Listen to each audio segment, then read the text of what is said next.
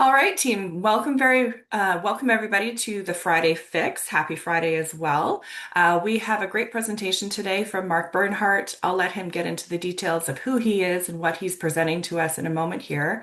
But basically, the overview of what the Friday Fix is for you is we want to bring you things that will help you as an energy advisor streamline your process. Provide you with information. We really want to take that tagline of best practice to daily practice for your monthly dose of tools, tricks, and takeaways.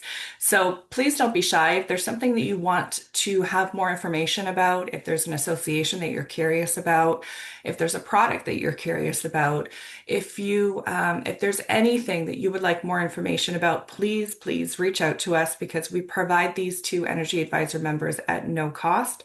And of course, if you can't join us live on a Friday morning, we do record these. So tell your team members to register to make sure that they get a link to the video as well. You can refer back to them at any time. And with that, I'm going to start with a couple polling questions. I think there's four. We just want to have a sense of who's in the room with us today virtually and a sense of where we can kind of dig in for some information specific to your needs. So we'll launch the first question here. Where are you joining us from?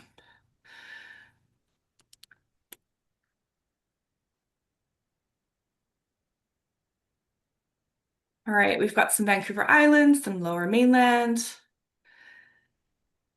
Nobody's on vacation right now. Okay, great. Thank you very much for that. So there you go, Mark. There's your 50-50 split of who's in the room with Good. us today. Good. I didn't want to talk to anybody from the north anyway, so that works out well. And it's Great, always that's annoying on when somebody's video. on a beach and I'm trying to work here. We've had that before. We've had that with We Net have. Zero. Somebody's joining us from Hawaii and Yeah. it's a vibe. Yeah. All right, so poll question number two. What level of performance are the majority of your clients building to? Are they building code basics, step code? Are they reaching for step code 4? Maybe they have to do step code 4 in some of their areas. Are they reaching step code 5?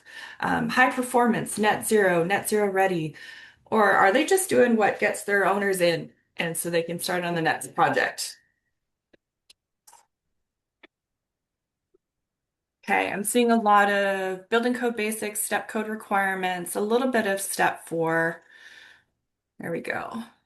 Awesome. Okay. Uh, Question number 3. Which program are you working with the most? Code compliance only, code compliance plus EnerGuide labeling, EnerGuide only, EnerGuide for existing homes.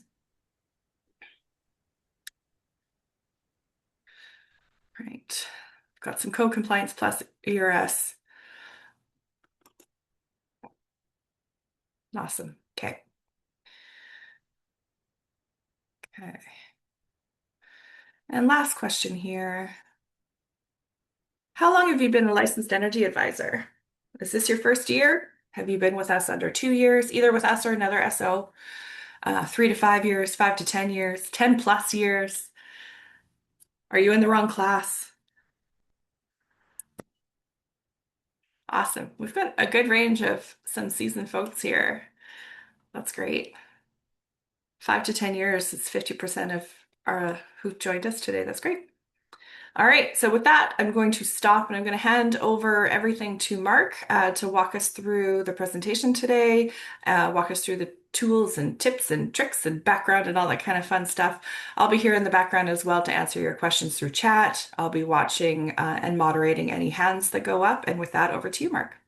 Yeah, thanks for the introduction and thanks for the opportunity to come and do this. I think I know everybody in the list today, so thanks everyone. Good to see you again, and always happy to chat. So today I was hoping to talk a bit about the tool that our team has built. That's HEET. It's a home energy exploration tool. We think it's a very clever acronym, but I wanted to talk a bit starting off of like why we built this tool and what it's for. Um, and the main thing that we were after there is really a business tool because our team really set out to be a business of energy advisors. Not all of our team are interested in energy advisory stuff, energy efficiency and various things like that. But we're not running a charity. We are here to feed our families and make a career of it. And so in doing, understanding that, we have to have a viable business. And traditionally, the energy advisor business has been very up and down. It lives or dies by the grants that are out there. And so we have to do a few things in order to, survive those up and downs. And also, when times are good, we need to be able to run a lean, very efficient shop in order to maximize, our profits and everything else in that time, so that when the lean time inevitably does come, we can bridge that gap. Luckily here in BC, we have the energy step code, and that gives us that really very steady base sort of, work. But, we are seeing a slowdown in home building in BC. And so, again, here we are coming into a lean time. So it's important for us to be very efficient with our person hours and our billable hours. And it also may mean that we have increased competition with other energy advisors out in the business. And so that we need to be able to be cost competitive with them. We need to be able to give, better, more in-depth advice that others may not be able to deliver on, and use that as our competitive advantage. So for our team, like, we're not aiming to be the cheapest. I don't want to be the cheapest. I don't think that's a great way to compete. We're aiming for sort of upper middle ground of how expensive we are. I don't want to be the most expensive either, but I definitely, don't want to be below average. And so that's sort of what we're aiming for when we're charging our clients. And what we want to make sure, if to justify being in that upper range, is we want to make sure that our advice is quick, it's very in depth, and we're arriving quickly at those solutions that will work for the builder, so that then when they look at our invoice, they say, "Oh yeah, easy money, away we go." Go ahead, Vanessa. I see your hand up. I just want to make sure we still have the presenting slide. Have you? We do. I have not advanced Okay, that good. yet. Just wanted to make sure. I know you have Yeah, double yeah, screen. I Okay, have done cool. that before though, so good call, Okay, sorry about reminding that. me of me thinking I'm just like going through. I actually don't have any slides. I'm going to just put up the tool and start working through it that way after I finish my business rant, which I think I'm pretty well finished now. So let's move on to it, because I am excited to show it to you, and also very exciting. I know many of you will have seen version 1 of this tool. We have recently launched version 2, which has a very much expanded capabilities. It's faster, it's cooler in all sorts of different ways.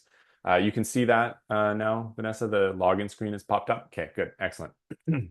So a little bit of history on this tool before I really get into it. It's heet.ca, HEET.ca. You'll hit a home page, and then there'll be an option to log in there, or if you haven't already, create an account. Once you create an account, I'll be able to see it on the back end. And for anybody in this class or watching this recording, please reach out to me and let me know what your account name is. I will activate your account, and you can then just try it out for free, play with it a bit. We usually give people a couple weeks to try it out, and you'll have full access to it. Do whatever you want with it. Try and break it if you want, and have good fun. And then after that, it's a subscription service, and we offer for members of Casey and for CHBA, it's a buy 6 months, get one free sort of situation. So it's $100 a month, $500 gets you 6 months, and unlimited. Do whatever you want with it in that time. But the little bit of background on why we built this. The back in the day, or sort of early pre-step code days, we were finding a lot of frustration with our ability to deliver on the sort of what if questions we would get from clients. That you'd get the client, well, what if I tried this furnace and this window and that window, and I'd have to click through the model and spend hours and hours doing iterations on the model, manually put together a report, I could only look at so many, and the client's only willing to pay me for so many different options. I'm not going to get away with submitting a 10-hour invoice for looking at their windows, for example. And so there was that sort of frustration of that we couldn't bill for it, and we weren't able to give this real in-depth advice. So we looked around for tools. We looked at HTAP, which is the NRCan program, and we couldn't make it work because you kind of need like a PhD in computer science and to run that thing. It wasn't running off of the latest version of HOT, and so we couldn't really use it for code compliance. And it just wasn't going to work for us. It's really designed for researchers with like a crummy computer that have tons of time in the PhD in computer science. We do not have the PhD in computer science. We have really good computers and no time. And so we needed to design a system that worked quickly. It was easy to use, and we could give that client that sort of advice. And so once you build the core of that, which was the first thing we built, was that sort of HTAP-like system that could deliver iterations on the model. Once we built that, then you can start adding all sorts of other things to it because you have a system that can manipulate your energy model.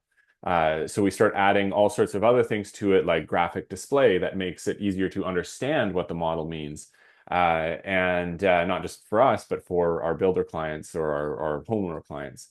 Once you can see inside the model, then you can also add, quality control and other features to it. So that's what has now grown into HEET as it stands today, is this, from this wanting to, do iterations on a model to this. And it is now, it's a self-sustaining tool, so we don't need government funding or anything to run this thing. It's never going to make us rich or anything like that, but it stands on its own. It pays for its servers and stuff like that.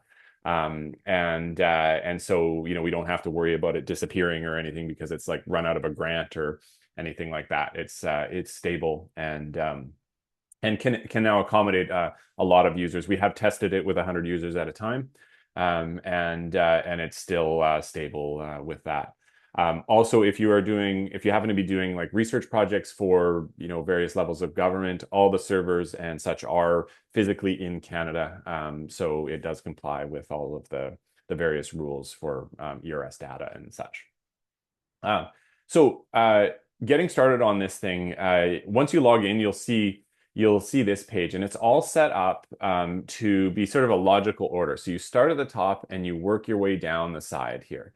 So you start with your upload a file, and then you'd work your way down all the way down the list. And everything sort of follows that order. So I already have a few files in here, so I'm not going to upload one now, but you can just drag and drop your H2K files in there, give it a file name and a description. Those are just for you and for cataloging, so you can search it up later. You'll click upload.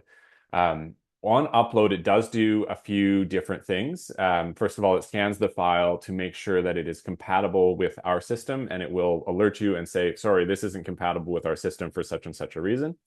There are a few different things within HOT 2000 that would be incompatible. So, for example, it requires everything to be ERS standard. So if you are running in a mode that is not ERS standard, or you are running say a foundation type that isn't allowed in ERS, or things like that. It won't see your user entered occupant loads, for example. It will only do the ERS stuff. So what you're seeing is basically code compliant stuff every time, and it'll sort of eliminate all the other stuff. It also does an error check.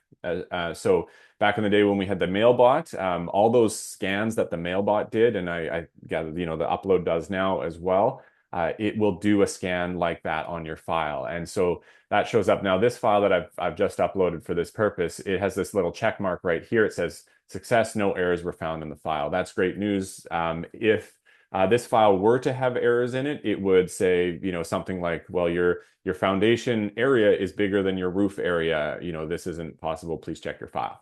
That kind of thing. It may also say like your heat pump is out of range or things like that. So it'll give you that alert that we would traditionally get from the Mailbot, and that saves us a bunch of time. Saves Vanessa and Claire a whole bunch of headaches because now we're not resubmitting for all these like tiny little silly things. we still get tiny little silly things. Vanessa and Claire like to reject our files for many different things, but we've eliminated a huge swath of them. And then back to that business sort of mentality of the business of energy advising. This is one of the little things that we added to this tool that ended up being a huge saver, because by the time I go and correct a portal correction, that's half an hour. Right now, it's half an hour that I can't bill for. So it ends up being a fairly big time saver. So right away, we've probably on average saved half an hour, maybe every second file or more, depending on how clean your energy models are. So big time saver right off the bat, right on upload. So moving down the list, once we've uploaded a file, the next one down is select a house. So this is our database of houses that we've uploaded to our company database here. And so you can see here there is different users uploading to our company database, because you are allowed to have different users. So within your company, you can have everybody with their own login. So you can see who uploaded it. And if necessary, you can deactivate their login. So, maybe they left to go greener pastures and work for somebody else or something. You can deactivate their login, but still keep all the files there ready to go, so you don't lose your files if somebody leaves or what have you. But so you have this ability to work as a team, and our company is all set up to work as a team, so everybody can see everything and work on the files together and whatnot. In this database, you'll also see your name, your description, how many iterations you've run. You can also archive the file if you don't want to see it anymore. But I can select any one of these files and look at it and run different options on it, and that's sort of the start of the process. So we have 1,300 some odd files in our database. There are others that are bigger, and others that are smaller. So there's no we haven't put any limits on how big that database can get. It's all stored very efficiently, so it's really easy to store. So once I select a file, though, you'll notice at the top it comes up, and it's this. I'm going to choose this Lot 3 Sutherland Road house. So it comes up there. It gives me a bit of sort of preliminary information about the file. So just some general HOT 2000 energy, some details on the R values, some of the heating settings, the geometry, whether there's errors, we've seen that. It also gives me the ability, if I wanted my file back from the system, I can download the file and it will give it back to me from my database. Say I came back, like a couple weeks later after having done something, it will give it back to me. I just opened it, but as you all know, HOT 2000 takes forever. I probably shouldn't have opened the HOT 2000 file. But there's the file that it's just given it back to me. The one change that the system does make, and I'll point out right now, is that if you download the file, it should be giving you your file with whatever changes the system made to it back to you, with the exception of the general tab. So for in case we get hacked, very early on, the team that was programming this said that like there's no way we can have enough security to absolutely guarantee that we cannot get hacked. Even banks can't do that. And so one of the things we decided early on is that we weren't going to store personal information. And so on upload, when you upload your file, it wipes this first tab. So you'll notice this is blank here, so you'd have to go back and fill that in to submit your file. But in that way, we are not storing your personal information, so that a file in our database can't realistically be connected to you as an energy advisor or your client. And so we avoid, we do have very good security on this database, but should it get out there, it's relatively safe. We're not giving away anybody's personal information. And so that is why that is missing from the file there. But everything else is there. It will be the same as the file that you uploaded, measurements included. The second stop here, the second last stop I'll do on this first page, is our auto-generated data collection form.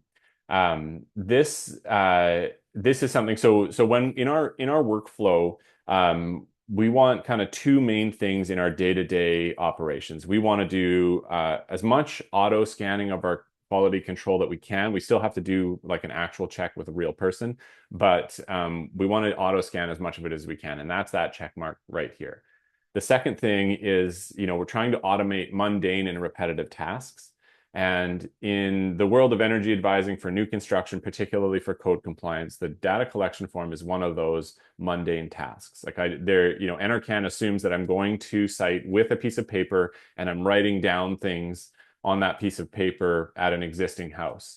That doesn't happen in new construction. And so the way we work is we will enter everything directly into the energy model if we are at the house. And so it's all there. That's where we're data collecting, is directly in the energy model or with our photos. That's how we're doing it.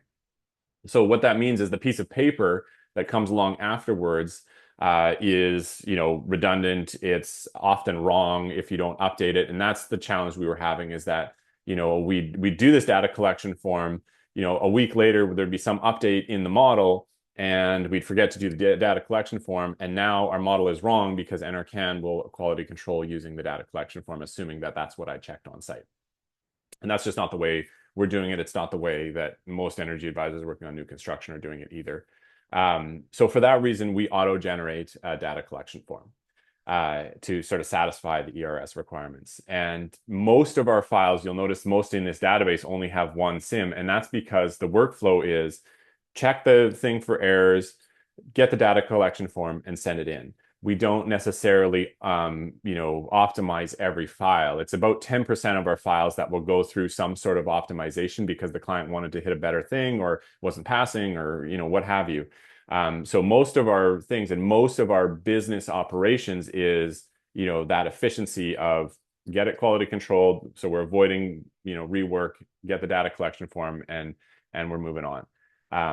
And so that's what this button here is, this download. We call it a compliance form, but it's a DCF here, and then the button says DCF. So if I download that, what it will give me is an Excel sheet. It's just opening here on my other screen. It will give me an Excel sheet that is very closely, related to the official data collection form from NRCan. So it has in there your window table, it has doors, floor headers all the way along. If you did a blower door test on this house that was manually entered, you'd have all your blower door test data listed there. And so we can save ourselves a whole bunch of time by not, double entering it. The only thing that you do have to look at is that, except now my share screen is in the way of the Excel button. There we go. The very first page that I mentioned that we're wiping the personal data, you do have to go and enter your personal data in that one little thing. But major time saver, that's what that's for, and also allows for a nice accurate data collection form that should satisfy all the requirements. Every now and then we are getting quality control feedback from various parties, the auditors at NRCan and the QAS team at CHBA, and we are adding more detail to this. So just in the last round of QA that went through CHBA, we did get some feedback on it that we were missing a few things, and we did add to this sheet. So it's sort of a dynamic thing. We will keep adding to it the more feedback we get, so we can make sure that it's as good as it can be. So that's the main workflow that we use for this thing in our day-to-day. And, for us, the data collection form, we used to pay people to do it. It'd be 45 minutes to an hour, plus the half hour of not having to rework a file for, portal corrections or silly little portal corrections and mailbot rejections. Already we're up to saving, almost an hour and a half to, maybe only an hour, but still, and, an hour is $120, right, for us. On a file. So back to that business mentality, that's it, right? Like we've saved already an hour. But let's imagine now we're on a project where the house maybe isn't complying, or the client wants to get a higher level of something. Looks like this house does not comply. It's missing the TEDI and the gross space heat loss, but it complies easily with everything else. And so, this client maybe wants to understand why they're not complying, or, somehow, enhance the project or something. Maybe they're just trying to save money. I don't know, whatever the reason, the reason. So that then takes us to the next tab down, which we call our better homeowner information sheet. And it's sort of it's very similar to the homeowner information sheet, but gives us more information. First of all, it gives us the compliance information, and you notice if I hover over here, it will give us more detail by popping up and saying sort of exactly where it sits. If I hover over the windows, for example, it will say these are the north windows, there's the east windows, there's the west and the south. Same thing on the foundations. It is slab. There's the basement walls there, and then this house happens to have a crawl space, so that's giving us that information there too. So we can be a little bit more detailed about how we target where we might look at things. And what we're trying to do with all of the next sort of stuff is create a bit of a funnel, right? We could give you 10,000 options, but a client and builder is not going to be able to handle that. They won't be able to make a clear decision and make the best decision. So I want to funnel them down into making a good decision and sort of narrow down their options. We also have things here of like windows, so we can talk about design. And we use this a lot during our integrated design process stuff, where we're talking about the windows, and this gives us a visual representation of where the heat loss is. So a client will immediately understand that, oh yeah, I do have a lot of north-facing windows. Maybe I could, turn that around a bit. Or in this case, they don't actually have that many south-facing windows, but they have a huge amount of solar gain coming through those south windows for whatever reason in this house. And that means in their, heating load here, they have a huge amount of cooling in the summer. So this house may actually overheat in the summer, and we represent that graphically so it's a little easier for a homeowner to understand it. And I will often have this up on, a share screen in the meeting with the homeowner or the builder to sort of take them through, and then we can get to that solution much faster because they understand how their house is operating. Once we sort of have that base understanding, then we can go and start looking at the diminishing returns of where we should focus our money. And if I click Analyze, it will give me a graph of all the different step code metrics here of how, if I drop to, to 1 ACH in this house, for example, then I would drop, that much Teddy, or, the MUI, if I drop to, here, where would I end up? Now, in this particular case, it's I can't drop the ACH enough to make the step. You'll see the steps represented here. So on the MUI, here's the step 3, here's step 4. We're already into step 4 MUI, and we can't air tightness our way any further. So right away we know that air tightness, yeah, it's great, but it's actually not going to get us over the line. So let's look at the walls. Here in the walls, again, the diminishing return. So the flatter the graph, the less you're getting out, right? The Teddy isn't falling anymore after about R25. And so, that's not going to help us at that point, right? We should probably, we're getting a good Teddy return up to, R20 there for sure. And then after that, it starts to flatten off. And you can see here in this one here, if we backed the R value of the walls for the MUI off, we would drop into step 3 at about R12. Hopefully nobody's going R12 in their walls. The percent better, you can see how they don't really line up. I'm not a big fan of the percent better metrics, but here they are. And in this case, if you insulated up to a little above R25, you could push this house into a step 3% better, which I believe in this case they did, because this is a house with some crazy windows and some really high articulation. That's why it's showing up this way. So that's how they qualified on the percent better. Same thing with the ceilings. We can look at the crawl spaces, and we can, look at the basement walls. A little note on this tool. So I have not pre-processed the crawl space walls. And so it's going to take a second to process and show up here. What it's actually doing in the background is actually running HOT 2000, 4 different versions of HOT 2000 to get that graph, and then it produces the graph. And so if you want it to instantly show up, usually what I do is I go through and preload, which is I've done with most of these. So you'll see that in the basement wall and such. I've got all these things preloaded. But so that to make it look fancy, that's usually what I do with clients in the room. But you've now seen how fast it is. It takes about 5 to 10 seconds to load that graph. There's also windows in there. In this case, the windows are kind of crazy, and they're not really helping us out very much. There's step 3 way up over there. So this house doesn't look great, and they maybe have to go for a bigger design change. But on the windows, what we've done is we've pre-populated a whole bunch of different options for the windows based on solar heat gain and such. And so if you hover over, you can see what windows those are and how far along the lines they would get you. In this case, it's not going to help us be, this graph will change dynamically depending on the house. Normally, step 3 is not this little far off goal there. This house tends to be pretty bad. The dark dot is always your house there, so that's the assumption for this house. Heating is somewhat similar where we've pre-populated the various options.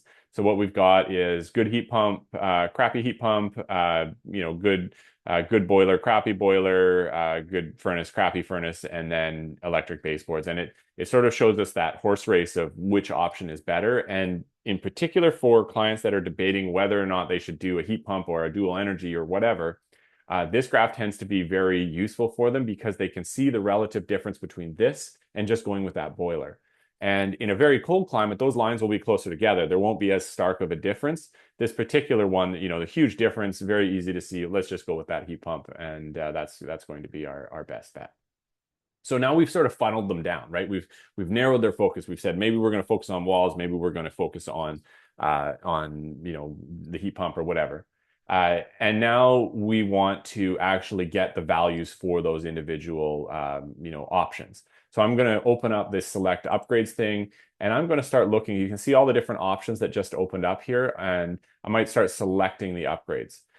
So we have a few different options for ceilings, cathedral ceilings, attic ceilings, trusses. There's a few different R values and stuff available there.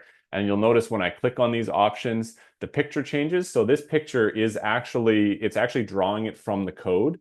That becomes very useful particularly when we're looking at custom codes.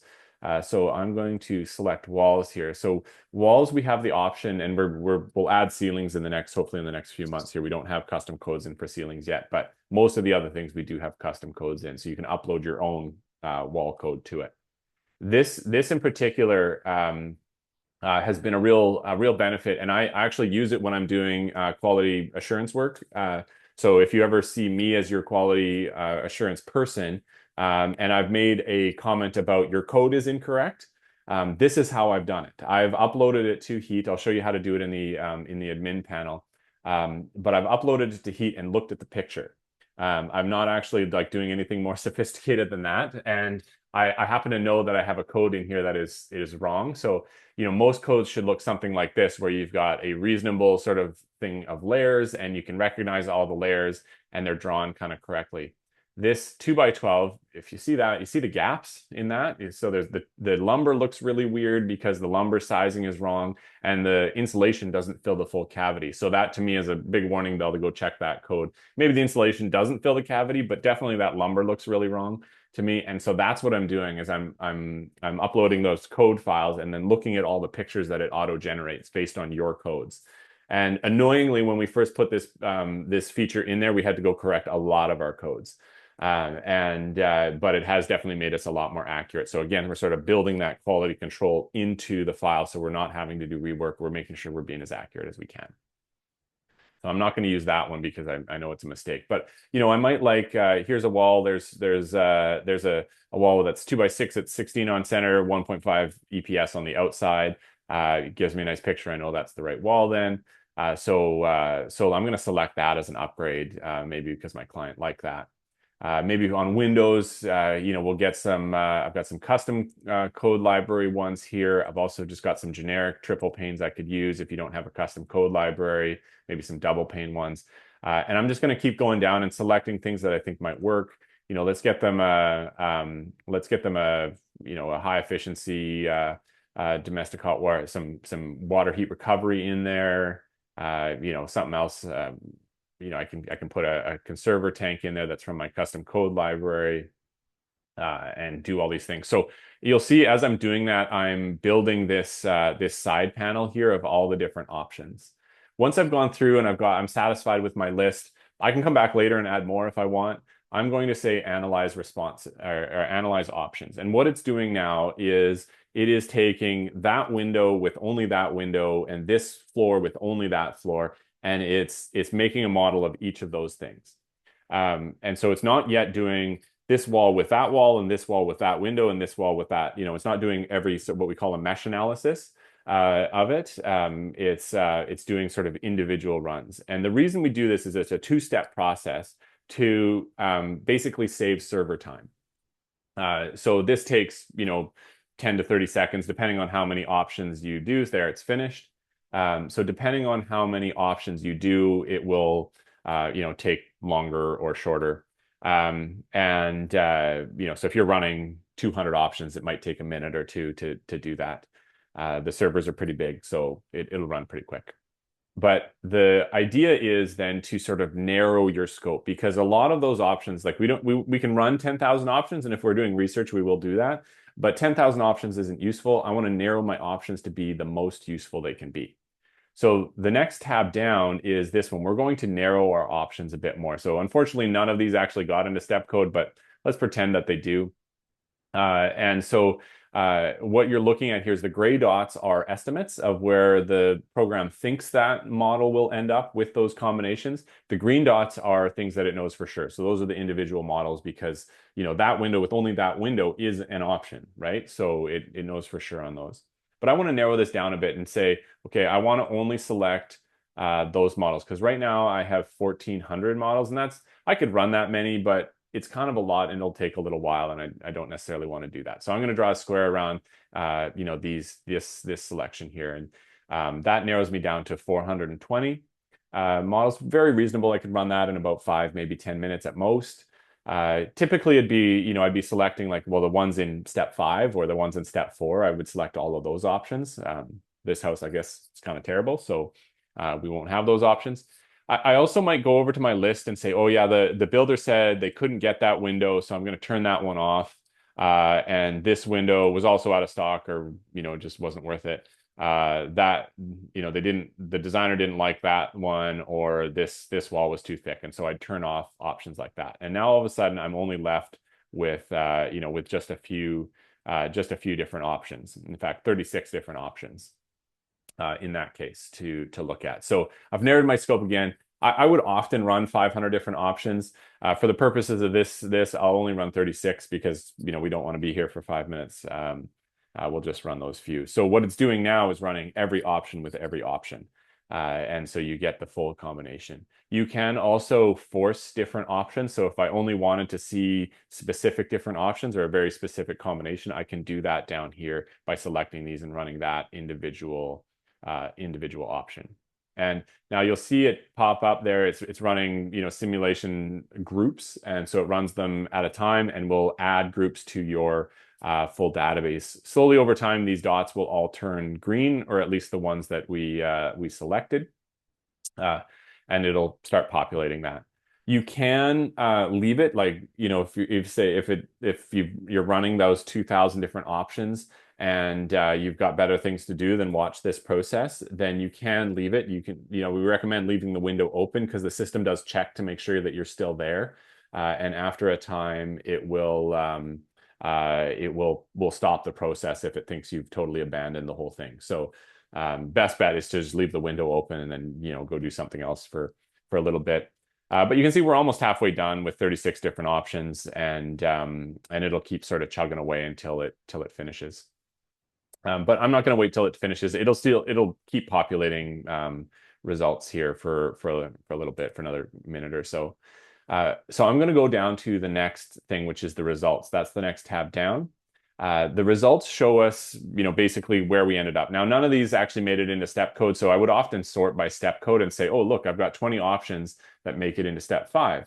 And then I would narrow those options. Let's imagine maybe this is a retrofit for now, and I want to give the client the best result, like the best percentage improvement overall for their house. So I would search by percentage improvement. Oh, look, we do have a few into step 3. Okay.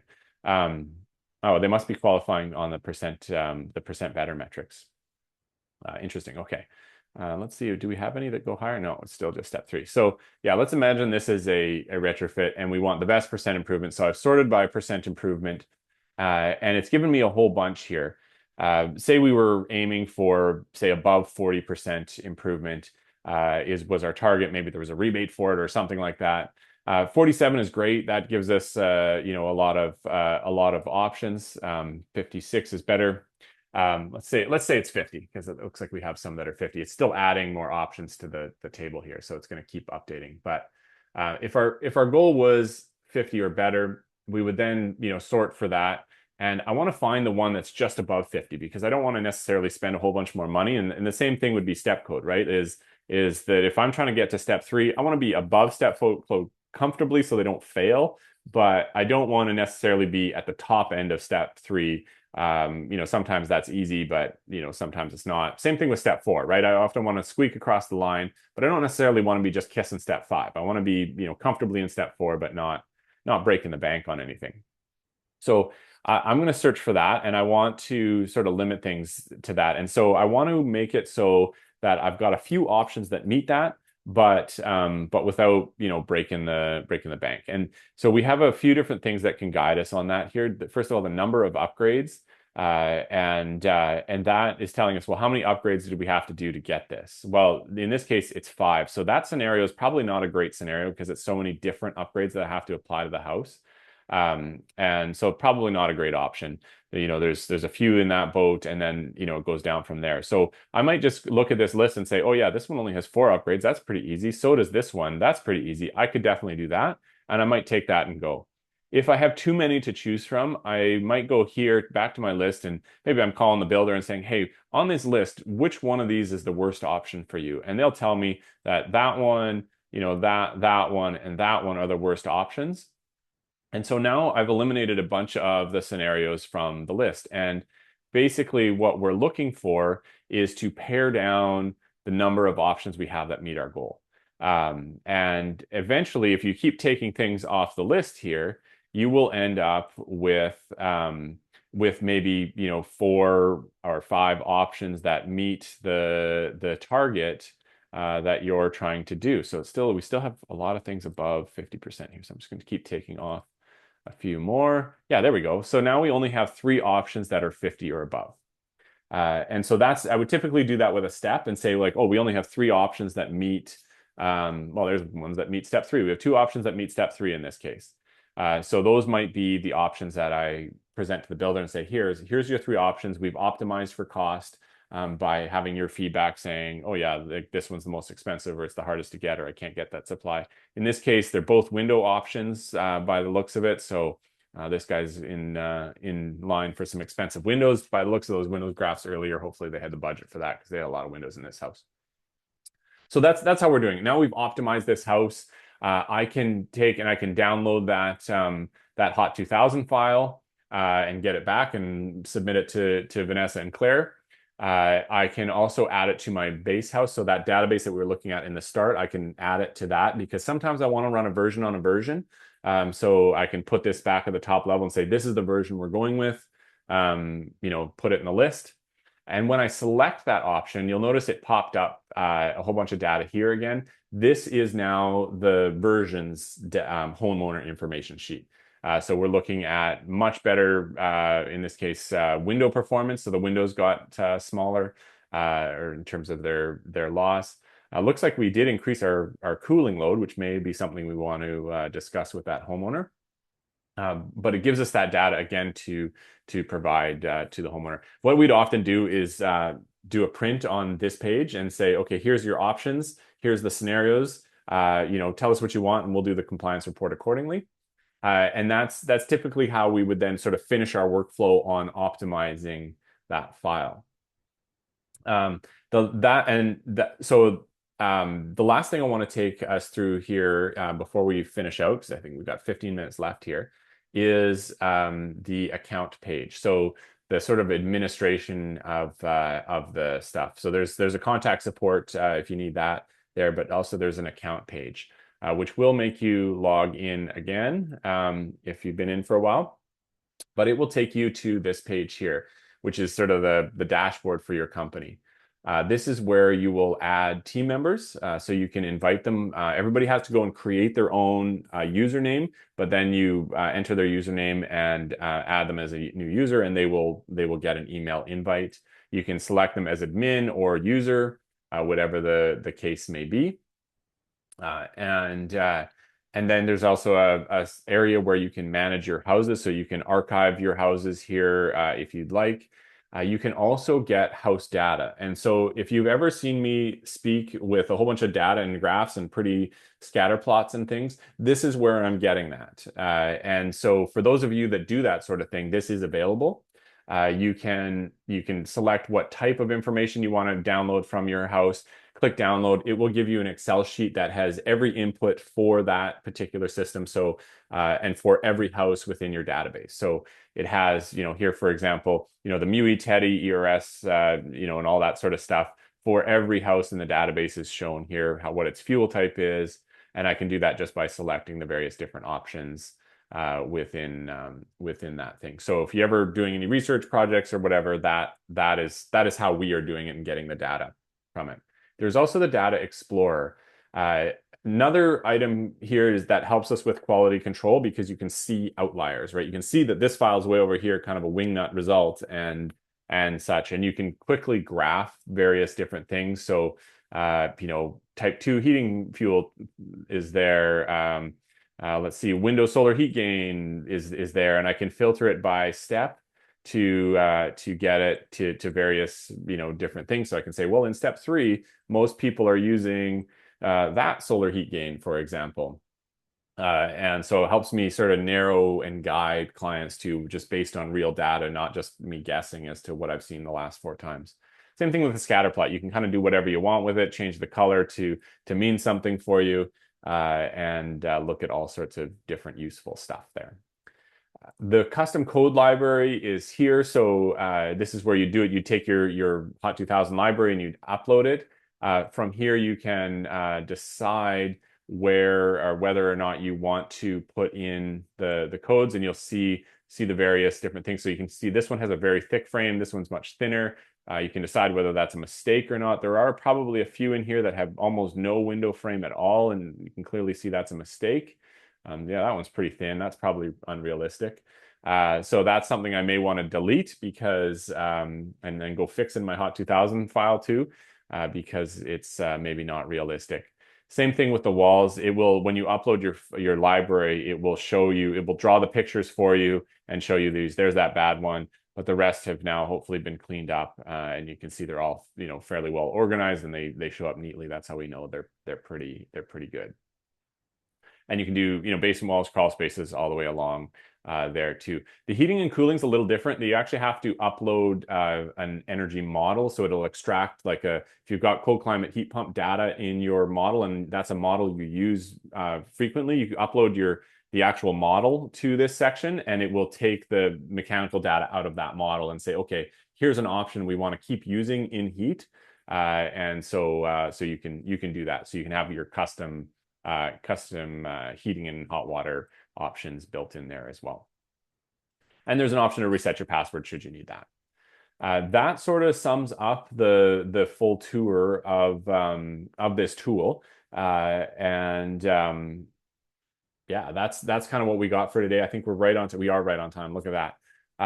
If anybody has any questions, feel free to chat it now or reach out after the fact. If you'd like to give it a try, just send me an email, mark@Bernhardt Contracting. I will activate your account. You will need to create your own account, and you should get a confirmation email that that's happened, that you can click a thing to verify. If that hasn't happened, let me know. We can look in the back end to see how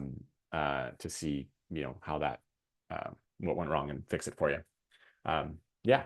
I see a question there. Is there any cost benefit tool? So Sarah, good question.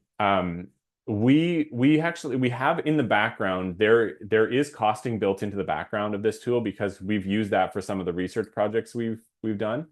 The reason we haven't turned it on into the main tool, and this is an ongoing debate, is that anytime somebody other than the builder themselves puts a cost out in public, everybody and their dog is going to say that it's wrong. And that's because, a builder shopping at this store versus that store is going to get a different price. The two builders shopping at the same store may get a different price on the same materials because one buys high volume and the other doesn't. And so we could never accurately give costs. And so for that reason, that's why we've really focused on working with a builder rather than telling a builder what the cost is going to be. So for research project purposes, we do the costing, and we're always told they're wrong, and that's how it goes. But how we imagine you using this tool is you phoning up the builder, maybe being in a Zoom meeting like this and saying, okay, here's the list. Which one do you think is most cost effective for your team? Because their answer will change depending on who you're talking to. And so for that reason, we don't say, oh, this wall costs $4.55 because that would be wrong. So it does have the ability to do that for research purposes. Should you find yourself with a project like that, we're more than happy to help you with that. And we have done that for a number of organizations where we've provided the data back end. And so, I don't like writing reports. You guys can do that. So that's definitely an option with the tool, but it's not something we put on the face of the tool. Could I But really just, good question. sorry, could I just ask you a Sure. question about that?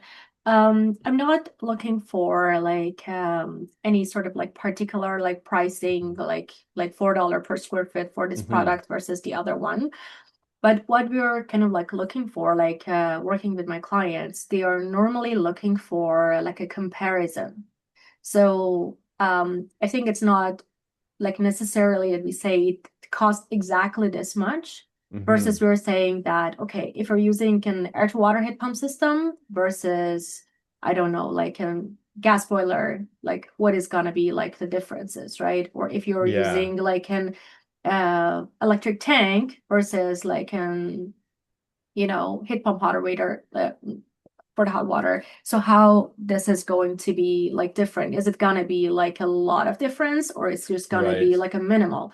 So Right. sometimes like people are like, okay, we would like to go for like a high performing home, but we just Hmm. want to know like how much we should stretch, right? So maybe it Hmm. is not much a lot of difference, but sometimes there is, you know, the difference is quite a lot. And that's Yeah. how they want to make the decision. So I think Yeah. that that would be very, very helpful if you Yes, had and access so to so that. we do have that sort of idea built in, but we look at it in a slightly different way. Like we don't figure out that, oh, this heat pump would save you $10 on your energy bills. We don't necessarily do that because again, it would be probably wrong depending on the family use and such. So that brings me back to this what we call the base house analytics, which is the diminishing return graph on whether or not should I do that upgrade, right? And where should I spend that money? So this house that I've just clicked on is Alberta, so it's only showing me the percent improvement because Alberta uses the national code.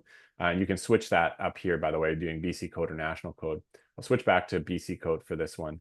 Um, so here in this case, so this particular one I know is a high performance house. That's why it's in step 5.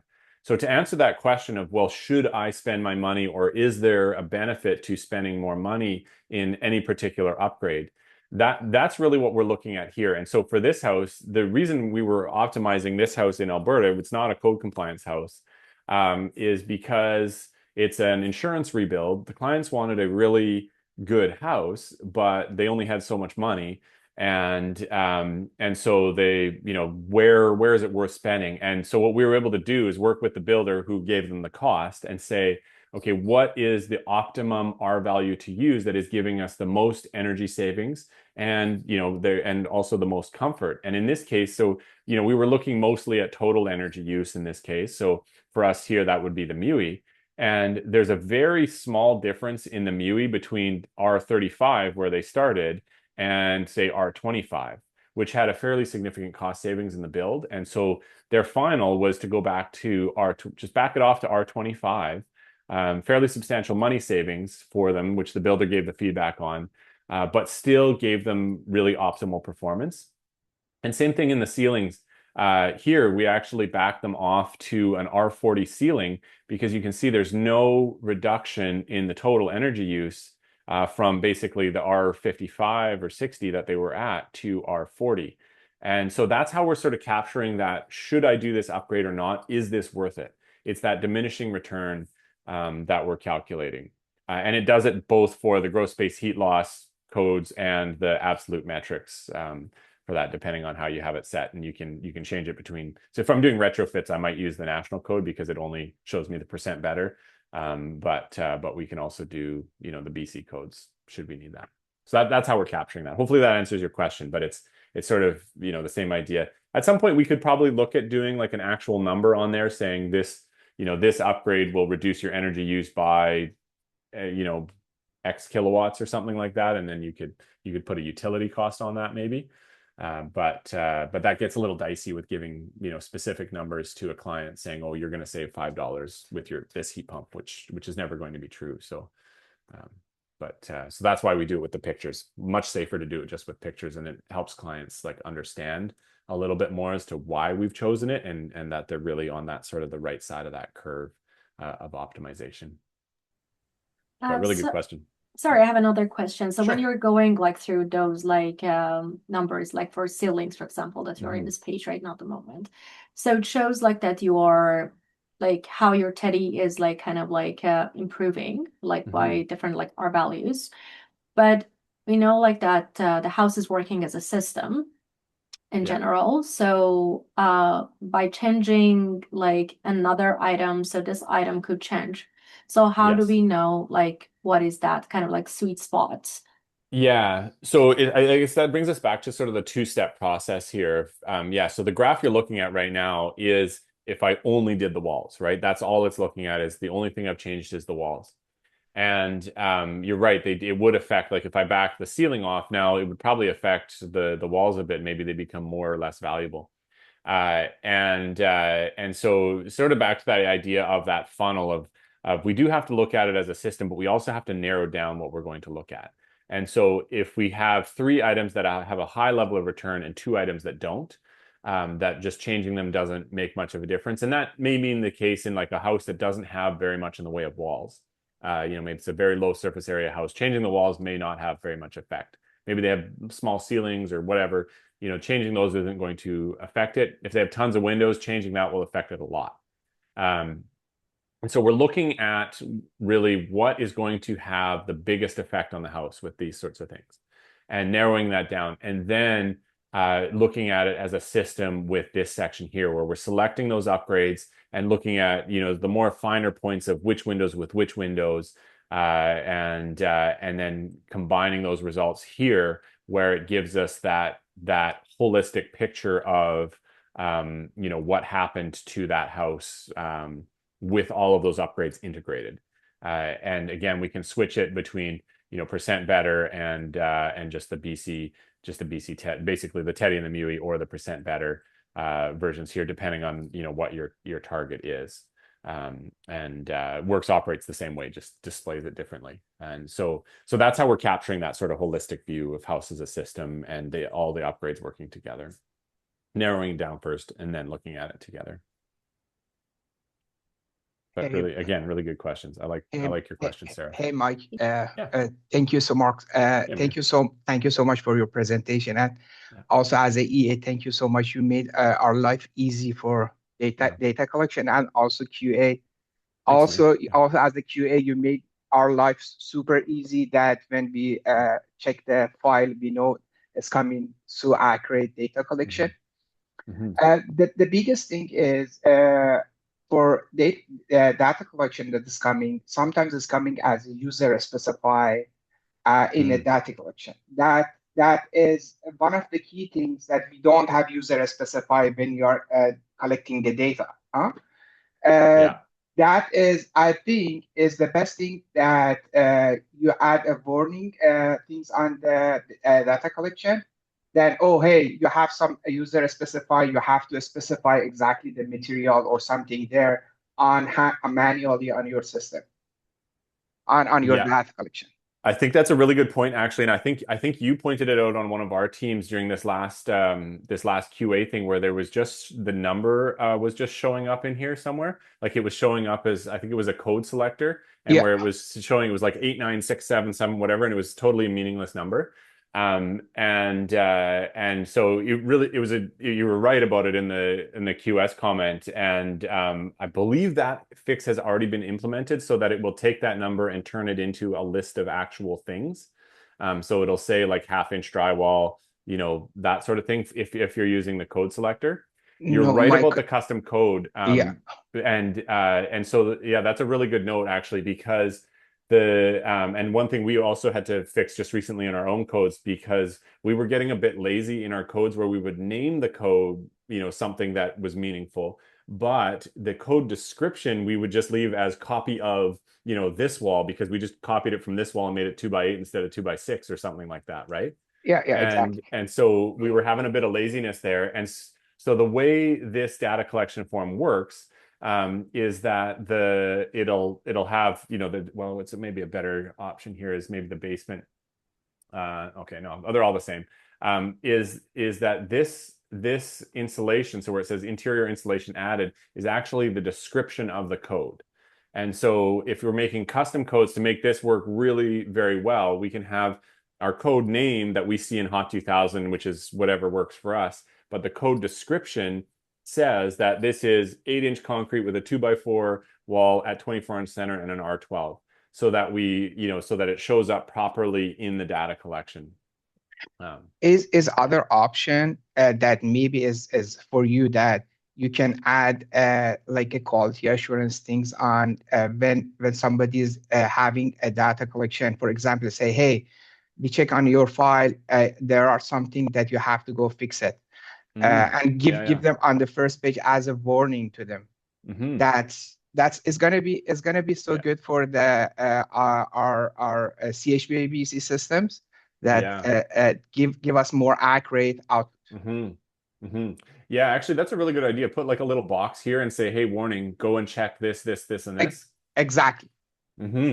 I like that idea. Exactly. I'm definitely, I'll put that on the list, Amir. That's a really good idea. Thank you. I would also add to that, if we have any of those auto check warnings, I would put that in there too, just so it's a second place people see it. Yeah, we can see it, we can go fix it, then we can go upload it. Yeah, good call. Really good call. Because I would include any like like code selector things, things that are out of bounds, unusual things. We could we have to be able to do it with math. Anything we could do with math, we could put that in there. Exactly. You have everything there. You have everything on background. You have all the reference source. Yeah. You can compare it. You can give, this is red flag. Go fix it. Yeah. Caution, red flag or caution flags. I like that. That's a really good idea, Amir. Thanks for that feedback. No worries. Yeah, excellent. Okay, again, thank you. Oh, thank you. Yeah.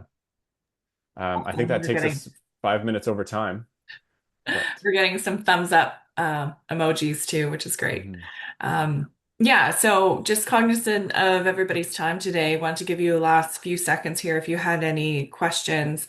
But of course, we're not going to disappear on you. So if you think of something, please reach out to us. I put Mark's contact information in the chat, so please reach out to him to create a little bit of a test it before you buy it type situation, so you can play with it and see if this is something that could really help you streamline your process. And with that, I think we'll end it there. Thank you all for your time today. We hope this fixed a little bit of your Friday, and have a great weekend all. Thank you. Thanks, everyone. See you later.